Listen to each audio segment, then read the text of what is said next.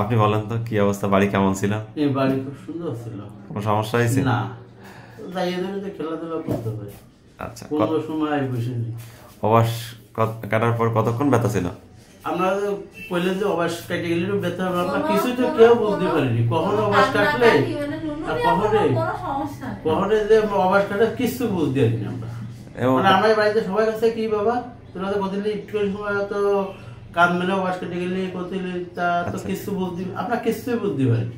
তাহলে ব্যথা পাওনি বাড়ি যাই আর? তাই না, এইটা যেটা বাড়িতে আগামাতে এই পর্যন্ত সেইটা। যাক আলহামদুলিল্লাহ, তাহলে কোনো কান্নাকাটি করে না।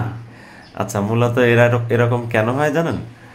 আমরা ওই যে মুসলমানের পরে ওর যে ব্যথার ওষুধ দিয়ে দিলাম, যে সাপোজিটরি দিয়ে দিলাম, এখন যদি ওর অভ্যাসটা কাটছে ওই একই সময় ওষুধটা কাজ করে, তাইলে তোর বাচ্চা ব্যথা হবে না। আমার মনে হয় ওইটা হয়েছে যার জন্য টোটালি কান্নাকাটি করে না। যাক আলহামদুলিল্লাহ, এমনি বাড়ি স্বাভাবিক ছিল পুরো।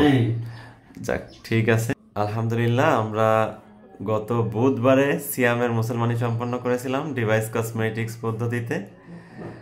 সিয়াম জোরে বলো, জোরে। ব্যথা পাইছিলে? এদিকে তাকাও। আচ্ছা, তুমি বাড়ি কি কি করেছো আমার একটু বলো। তুলো দড়িয়ে দিলাম, তাই?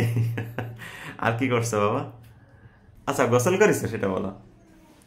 আচ্ছা আচ্ছা,